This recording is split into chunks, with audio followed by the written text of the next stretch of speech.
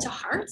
And I really want the people and the attendees to guide where we want to go for the next 45 minutes. So if you're already here and you may have like a burning question or something you really want to take away from the next 45 minutes, go in the chat or the Q&A and just let me know.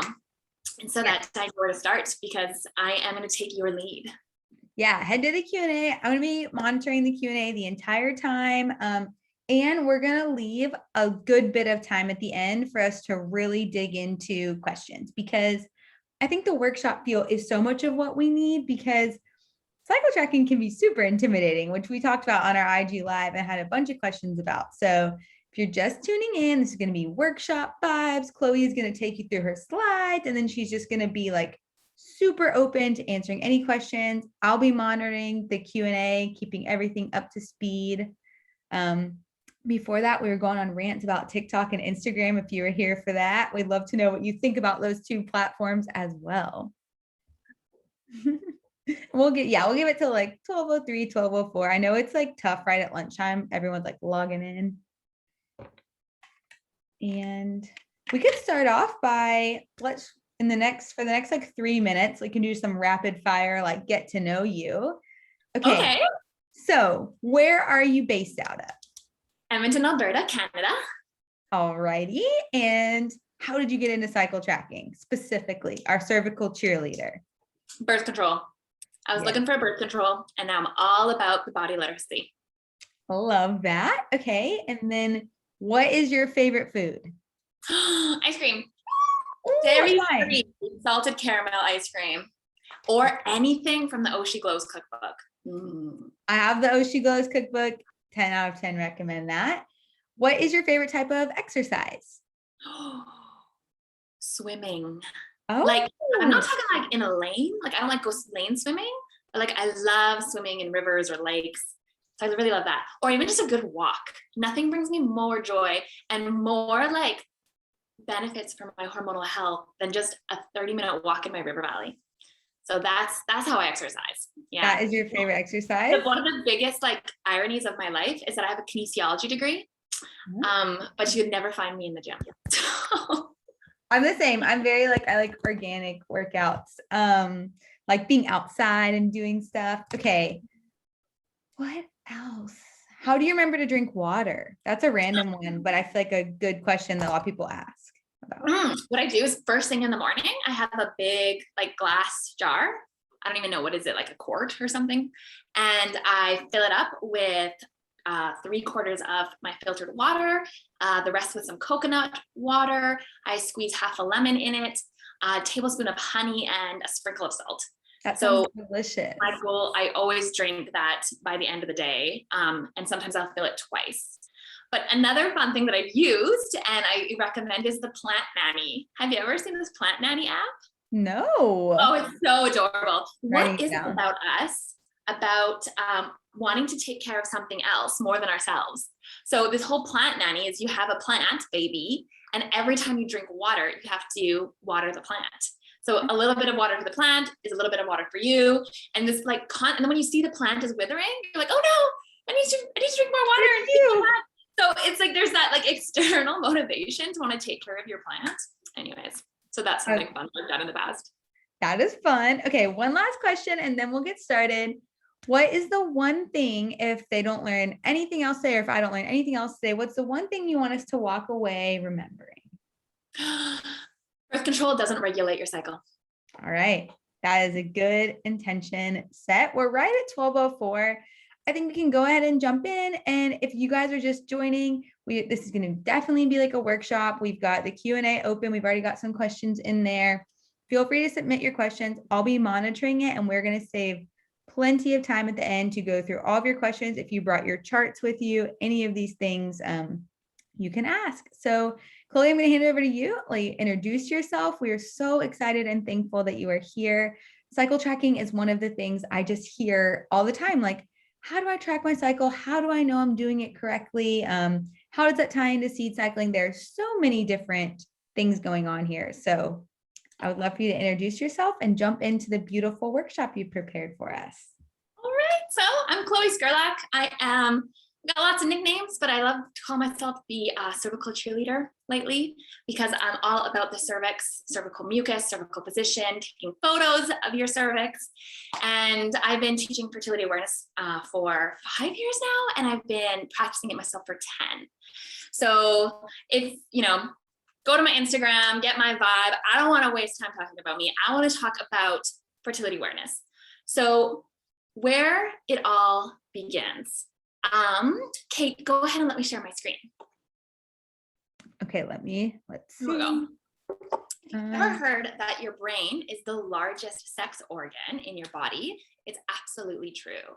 So it all starts in your brain, specifically in the pituitary gland. That's that third eye right here. The pituitary gland is part of your endocrine system. And what the endocrine system is one big game of telephone, okay? So that's how your body talks to other parts of your body. Specifically with our fertility and our menstrual cycle, the pituitary gland sends hormones, these chemical messengers, to the ovaries to tell them to mature our egg and to release the hormones estrogen and progesterone. So the cool thing about, well, I think it's pretty cool, the very interesting thing about women and people with cycles is that we're not fertile every single day. In fact, we follow more like a lunar pattern or a seasonal pattern, similar to like, spring, winter, or spring, fall. Oh my goodness, you guys, what is this? Spring, summer, fall, winter, right? Our seasons in our body are the same. And so identifying when that fertile time is how you gain access to the natural birth control, to the conscious conception, and to even understand yourself and your health better. So how many days of physiological fertility do you think women and people with cycles have? 6. That's it. Just 6 days. You're capable of getting pregnant. So, okay, why? How? Let's start with some anatomy. I want you to find your internal reproductive organs. So you can do this sitting down, but I'm going to stand up a bit so you can see. I want you to find your belly button and put your thumbs together and bring your hands down so that your tips of your fingers are touching. Your fingers, your pointer and your middle, that's where your uterus is. It's about the size and shape of an upside down pear. Here in your uterus is where the lining will grow and shed in menstruation and where implantation will occur. Then your pointer and your ring fingers, that's where your ovaries are. Your ovaries are the size of unshelled almonds. They are what release your egg, which is what ovulation is called. Okay. So this ovary, there is a cycle happening. We call the menstrual cycle, even though that's really doesn't do justice the amazing things that happen in our bodies on a daily basis when we're in our reproductive years. So this ovarian cycle are the events that happen here in the ovaries. So this represents one complete cycle. So at the beginning, this is your first day of your period. That's the first day that you need a period product. So if you're a person who spots for several days before that flow comes, that spotting is the tail end of your previous cycle. And then here's ovulation. That's when the egg gets burst out of the ovary. And then this will be the day before your next period. So your ovary is where you make your estrogen and progesterone. Lock that in, that's super important. Cycle tracking is just mapping out your estrogen and progesterone. Estrogen and progesterone are what is responsible for all of the changes that you witness in your chart. So when our cycles first start, on day 1, the brain sends a hormone that tells these follicles to grow. And it's one of those, many are called, few are chosen. And this is that basket of eggs that you were born with, right? So notice that 4 are growing in this picture. And as they grow, they release estrogen, specifically estradiol. And when the mature follicle releases the most amount of estrogen, think of it as like a race. So the brain is like the starting gun, the follicles are on an egg race. The winner is the one that releases the most amount of estrogen. So that lets the brain know, I'm ready, I won, where's my prize? The prize is ovulation. And so the brain sends down a hormone called LH that tells this follicle to release the egg, that's ovulation, and then the follicle transforms into the corpus luteum. This corpus luteum, which just means yellow body, right? Some guy saw it under a microscope and was like, hey, it's yellow. Let's call it the yellow thing. It releases progesterone. Progesterone is so important. I love alliteration. P, progesterone prepares your body for a pregnancy or a period. So if there is fertilization and you do have implantation, then this progesterone is going to stick around until like for the rest of your pregnancy. Pregnancy is just one long ass luteal phase, you guys. So the progesterone is going to stick around there. But if you don't get pregnant, then the corpus luteum just disintegrates. It withdraws this progesterone, and that's what triggers the period. And that's why a missed period is the first sign of pregnancy. Because if you have no period, that means that there's progesterone there. And if progesterone is still there, you're pregnant. So essentially, estrogen causes ovulation, and then progesterone prevents it from happening again until the whole cycle starts over. Now, Kate, you asked me what's the one takeaway I want people to get from this workshop, is that birth control doesn't regulate your period. So what birth control or hormonal birth control does, whether it's the pill, the implant, the IUD, the shot, it stops the cycle from happening. So you stop producing your own estrogen and progesterone, you stop releasing an egg, and that's why it's so freaking effective for birth control. No egg, no baby. But the problem is this estrogen and progesterone is super important for our whole health, not just for fertility, for our bones, for our breasts, for our brains. And we have receptors to estrogen and progesterone all over our body. So it's the estrogen and progesterone that make a happy, healthy endometrial lining that turns into a happy, healthy period. It is the estrogen and progesterone that cause cervical mucus to be visible at your vulva. When estrogen levels are high, we see cervical mucus. And when progesterone levels are high, it plugs it up. There's that P again, progesterone, periods, pregnancy, plugs up the cervix.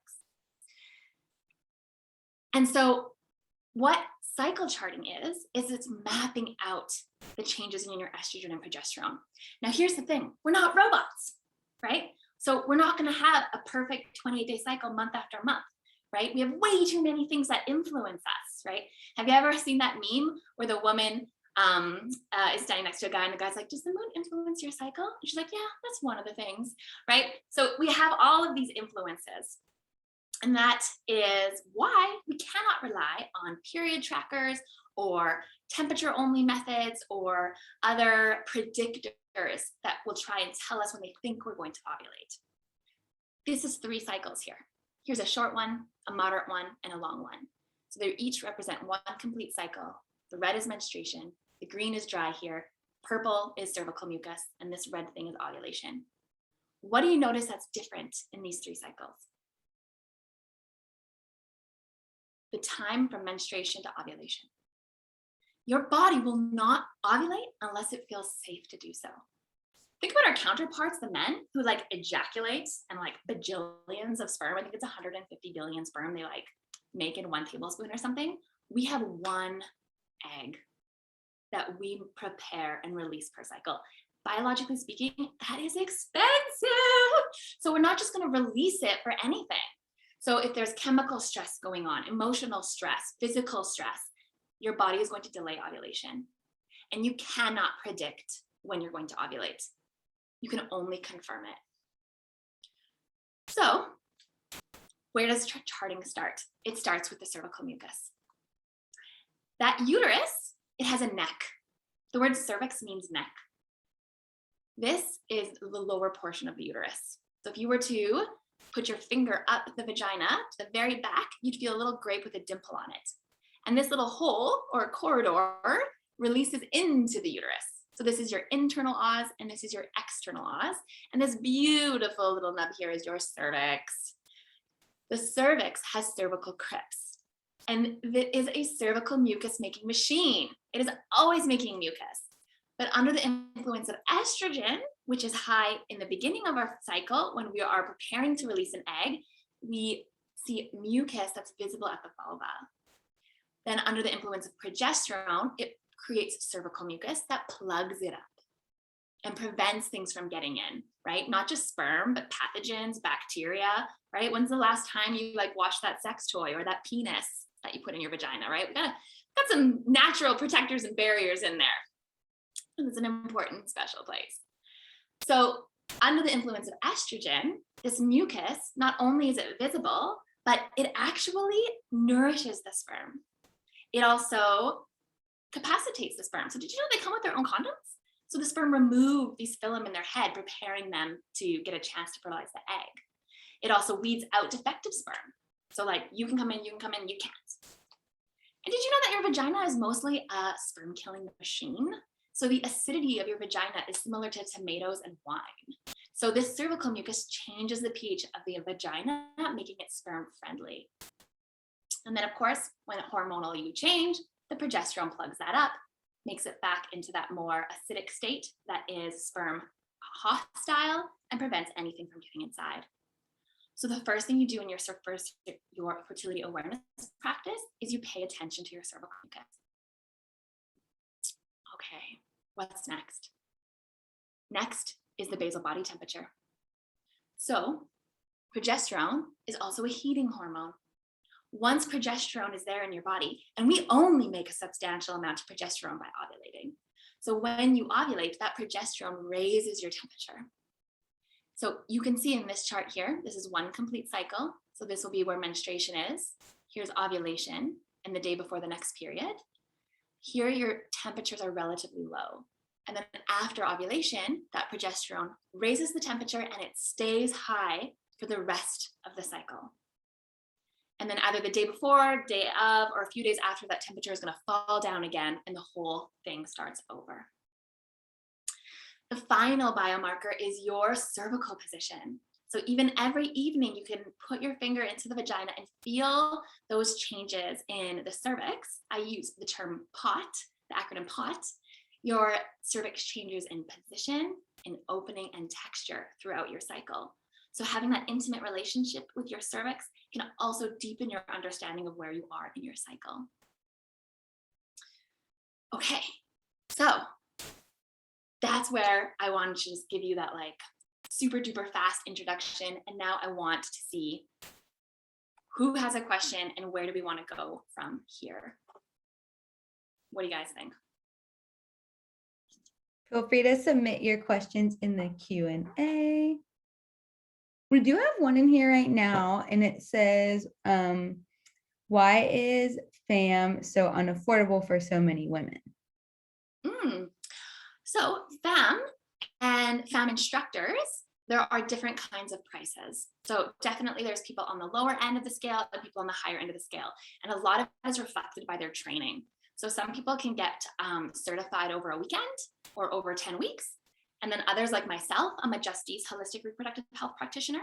And so I spent 2 years studying full-time about the menstrual cycle, not only about the biomarkers and how we can identify our fertile time, but also how the menstrual cycle is a reflection of your whole health. So what is this monthly report card telling us about our overall reproductive health? So yeah, no, definitely like people like myself, this is my living. This is how I pay my rent and buy my food. So it's, yeah, people do invest in my education, but it doesn't have to be unaffordable, right? Take me, for example, I do payment plans. So people take as many payments as they require over the 3-month time we spend together. People like me are constantly sharing free content on Instagram and blog posts and podcasts. And don't forget about a good book. So even if you don't want to go with an instructor, which by the way, there's so many students who are always looking for people they need to teach for their practicums and their internships.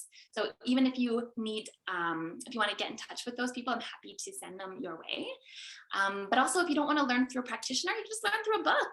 The Justice Method Guidebook is self-explanatory. You can learn from taking charge of your fertility. So yeah, I hope that was helpful. Yeah, I think that's super helpful. And so, oh, here we go. Information. So we have another question. Oh, can you describe the different textures of the mucus throughout your cycle? I was just about to ask that. Yes, I can. So I've come prepared. And I will put the books in the chat. Of my cervical mucus props. Yay! So you have 3 C's of cervical mucus. And those are, here I am to share. In the Just East method, which is what I teach, we teach 3 C's of cervical mucus. So the color, consistency, and change. Colors are like clear, cloudy, which we can also say white, yellow, red, pink, or brown. And then consistency is simply how far can you stretch it? Is it sticky, so you only stretch it to about 1/4 of an inch? Is it tacky, which is about 3/4 of an inch? Or is it stretchy, which means you can stretch it for an inch or more? And then the last one, which is the most, oh, sorry, I'm getting ahead of myself. We actually have 2 more. We also have the terms pasty and gummy, which is another way that we can describe the consistency. Change is super important. This is the basis of the fertility awareness method, that we change, we do not stay the same. And so even your cervical mucus will change. So you might start off looking like some cloudy, sticky mucus, and then the next day you see some, tacky, clear mucus. So let me see what I got here.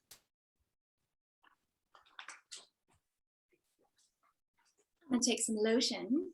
And so when you are describing your cervical mucus, you're going to pick it up from your toilet paper and you're going to hold it at eye level and pull it apart. So this is a cloudy color or white. And then for the consistency, you have a measuring tool right here on your finger. So from the tip of your finger to the first knuckle is 1 inch. This has changed my world in the kitchen when it's like, cut the sweet potatoes to 1-inch cubes. I'm like, yeah, I can. So I measure the inch here now. So if you break up that inch into 2, you have under the nail and the nail, right? So if the mucus breaks under the nail, that's sticky. If it breaks in the nail area, that's tacky. And if you can pull it past the finger, that's stretchy. So this is sticky, cloudy mucus. Then, what about? I love the visual. I think that makes it so much easier to understand, at least for me. Me too. I am a visual person. Like, don't even bother telling me what, like 1/2 inch, 1 inch more. No, I just want to use my finger. This one is clear mucus. Yeah. So if I measure, I can bring it past the finger. Do you see that? So this is stretchy, clear mucus. What else do I got in here for you? Ooh, this is fun. I saved that like sticky stuff that attaches credit cards to the paper to show you what gummy mucus looks like. So same thing. This looks almost like a cloudy yellow in color. Now, if I try to pull it apart, it breaks pretty fast, right? So that's a sticky, but then I would further call this gummy. Yeah. Gummy can also be stretchy. See? That would be stretchy, gummy, kind of cloudy, kind of clear mucus, or maybe yellow, cloudy mucus. Gummy, if you see it every once in a while, it's not a big deal, but it might be an invitation that you need to go get a pelvic exam.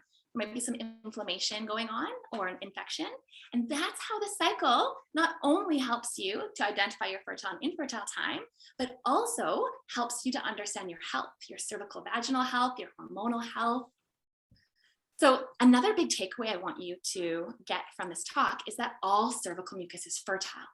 So it doesn't actually matter what color or what consistency it is. If you see it and you can finger test it, it's fertile. So you might ask me then, what the heck? Why bother? Why bother describing all of this measuring and colors? Because we need to know the difference between peak and non-peak mucus. Peak mucus is any mucus that is stretchy. So that's that one that pulls past the finger. If it's clear in color, or if it's lubricative in sensation, that means when you wipe from front to back, right? You wipe and it like, your elbow hits the back of the toilet because it's super slippery. Non-peak, and it doesn't have to have all 3. So even one of these consistencies makes it peak type. Non-peak mucus is mucus that is not stretchy or clear or lubricative. So it's everything else. The reason why we have to identify the differences in these 2, is because of how we use the guidelines to identify our fertile and infertile days. So it makes it more effective in birth control. It makes it more effective in trying to conceive, knowing these different types, and also to understand your hormonal and vaginal and cervical health based on what kind of cervical mucus you see. We did have one person say they couldn't see the screen. Can anyone else not see it? I could see it. You can. If not, you'll be able to see it on the recording. Oh, good. So that's all the questions answered, because someone asked about peak cervical mucus and you answered it without even being asked. So I live recorded that. If you can't see, let me know though. Oh, okay. She can see now. Okay, cool. All right. Any other questions either in the chat or the Q&A? Oh, okay, wait. No one could see the screen for that last part. So maybe do you want to share it one more time? So they can see that last part. How about now? Can you guys see now? No. Well, don't worry, because I did a pretty good job with my voice. So again, with the peak and non-peak mucus, you're looking for mucus that is clear, stretchy, or lubricative, and that's the peak stuff. So for example, that's clear glue that I showed, or the lotion is non-peak mucus. So really what's more important is, the characteristics that you see on your toilet paper. Cool. Okay, so the slides were just showing up really small, but no worries. I'll ditch the slides. I'm very good. It's like, props anyways. We have all the props. Okay, so what is next? We went through what it looks like. Does anyone want us to go over what it looks like one more time in case you didn't get to see?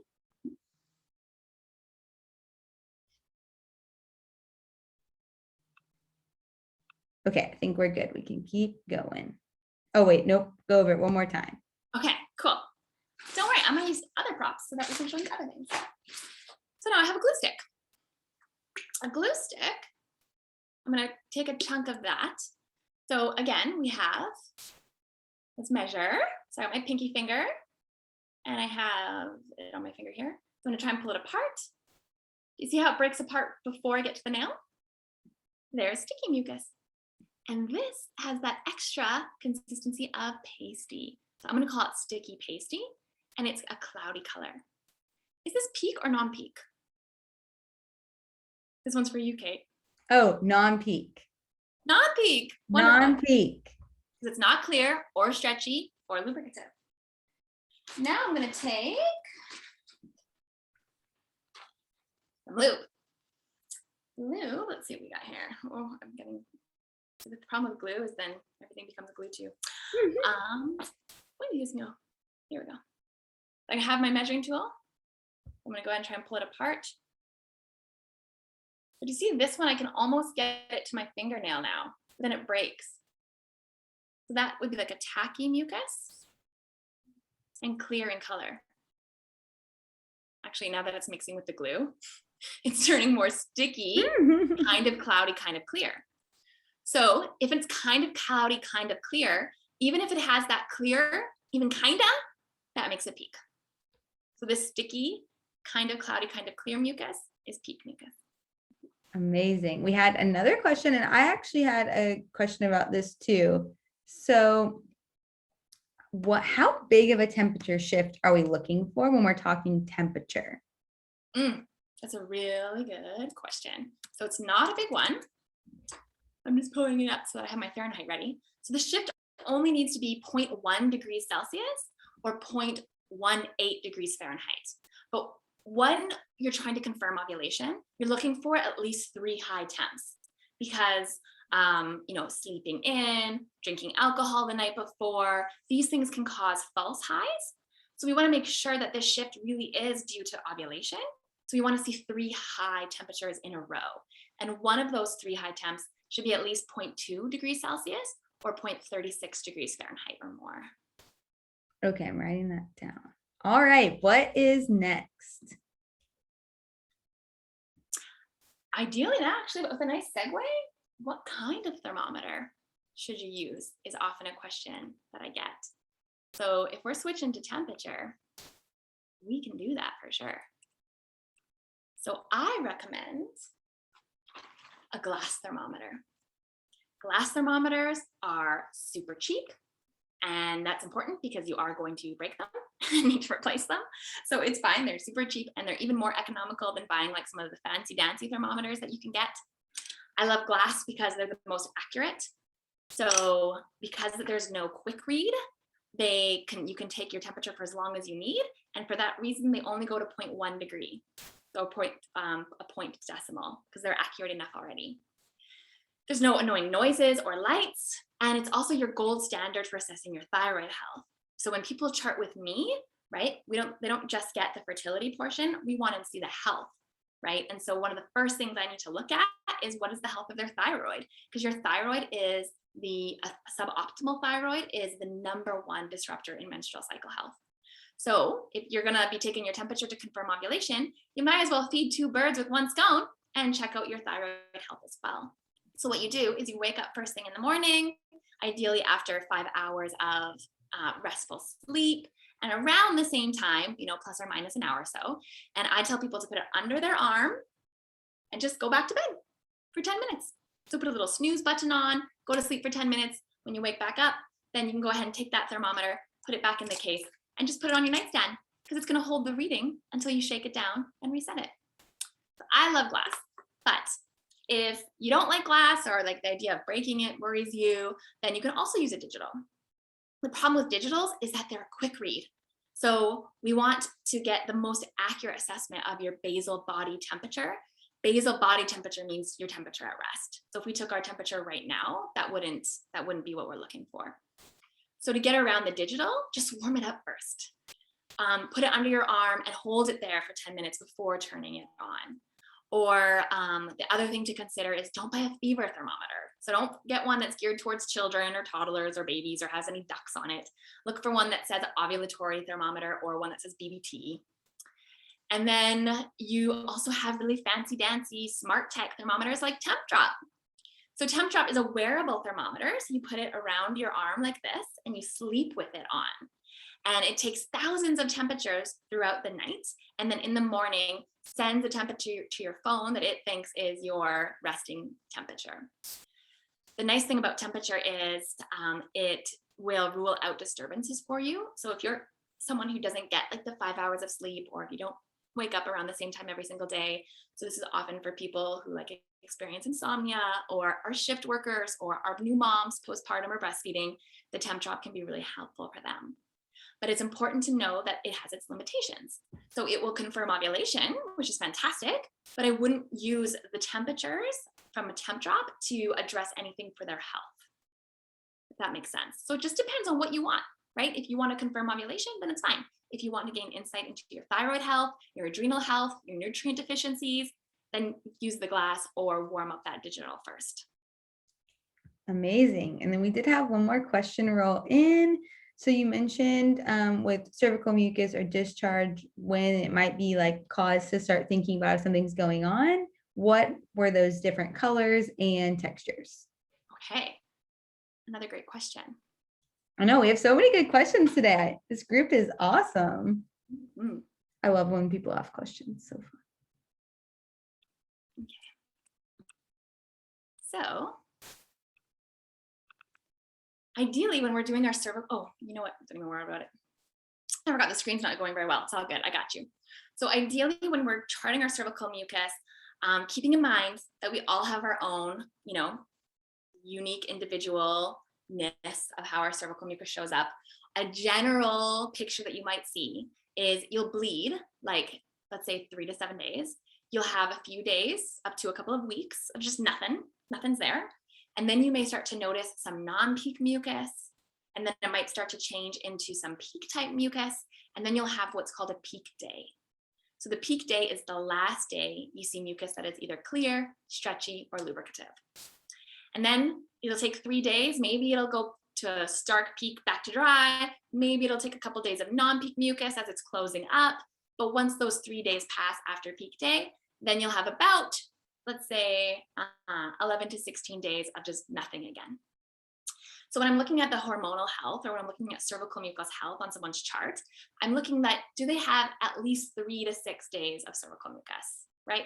If it starts getting more than like a week of cervical mucus, then that might be a reflection of their stress levels, for example. Because if they're seeing this mucus that doesn't turn into ovulation, or this stop and start in cervical mucus, that means that ovulation is being delayed. Stress delays ovulation. Our blood sugar, especially with people with longer cycles like PCOS, delays ovulation. Exercising too much or too hard delays all ovulation. So when you're seeing like lots of mucus or the stop and start of cervical mucus, that's something to consider. As well, excess estrogen. So we know that estrogen like opens the cervix. So if you're seeing like a lot of cervical mucus in the first half of your cycle, and then continuing on even in your second half of your cycle, then this might be telling you something about your estrogen and progesterone ratio. Because we know that estrogen opens the cervix and progesterone closes it up. And if you have too much estrogen and not enough progesterone, or even not enough estrogen or progesterone, we're going to start seeing some interesting patterns. Some other things to consider is that gummy yellow. So when I talk about characteristics, gummy yellow mucus that's chronic, like every day, maybe it comes with some irritation or some pain or itchiness, that's going to be a sign of an infection. So definitely go get a pelvic exam. If you are seeing chronic, like sticky, cloudy mucus, just every day, you always have a little bit of there, right? Maybe go get tested for some yeast. Again, go get a pelvic exam, or start zooming out. And what else? What others? Do you have any other signs of like excess estrogen? How do your periods feel? What does your temperature look like? Right? This is when the chart becomes that diagnostic tool. And then what about dry days? Because if you don't see cervical mucus most of the time, what else is there? So in Justice, we describe the dry days as either dry, damp, wet, or shiny. And so we chart those on the days we don't see mucus. And wet is when you have, let me make my cervical mucus canvas here. So if you're not doing this already, I encourage you to start. Fold that toilet paper into a nice square before you use the bathroom. And you're going to take that mucus canvas and wipe from front to back before and after. I'm going to put like a whole bunch of fingers in my water here and put that on the toilet paper. Wet looks like something like this on the toilet paper, right? So you can't pick anything up, but it's super wet. If you see this observation once in a while, no biggie. But if this is a constant thing that you see repeatedly in your cycle, this might be a sign of bacterial vaginosis. So again, go get a check with your pelvic stuff. Yeah. Anyways, okay, what's next? Amazing. Does anyone else have another question before we move on? You can do them in the chat or the Q&A. All right, I think we're good to go to your next topic. Well, then let's talk about, again, cervical position. So actually, yeah, we talked about cervical mucus, and we talked about making that cervical mucus square and wiping from front to back. So this is an activity I want to do with you because this is super important. Speaking of water, cervical mucus is in hydrogel, so it's mostly just water. Drink lots of it. Kate actually asked me, like, how do you remember to drink lots of water through the day? So drinking lots of water is good for your cervical health as well, and your cervical mucus and your hormonal health. So some people's cervical mucus is so high in water content, they can't even pick it up. And a lot of people message me saying, oh, Chloe, I don't see any cervical mucus. What's wrong? Am I healthy? And then I ask them about their sensation, and they are experiencing a lubricative sensation. There's their fertile days. So that's okay. Some people experience fertile days with something that you can't pick up, but instead something that you feel. So sensation is really important in checking. So not just the finger testing of mucus, but also in sensation. So we use the acronym in Justice, SOFT. S stands for sensation, O stands for observation, and FT stands for finger test. You're going to practice SOFT before and after you go to the bathroom, before and after bathing, and last thing you do before you go to bed.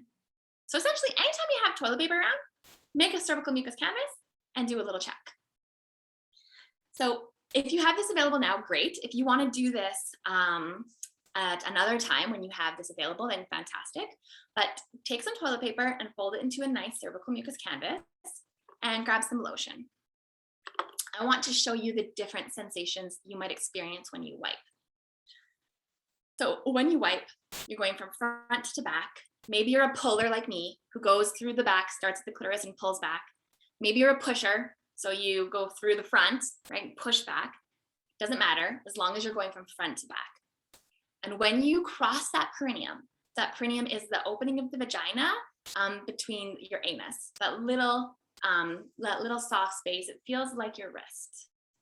When you cross the perineum, that's when you're going to ask yourself, what sensation did I feel? So there are 3: dry, smooth, and lubricative.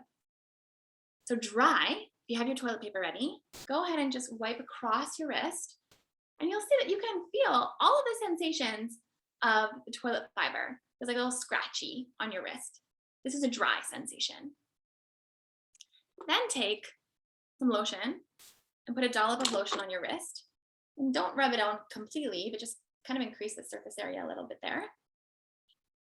Take that toilet paper again and see how it just, you can't feel the toilet paper fibers anymore. Just slips off your finger or off your wrist. Maybe your elbow hits the back seat of the toilet bowl.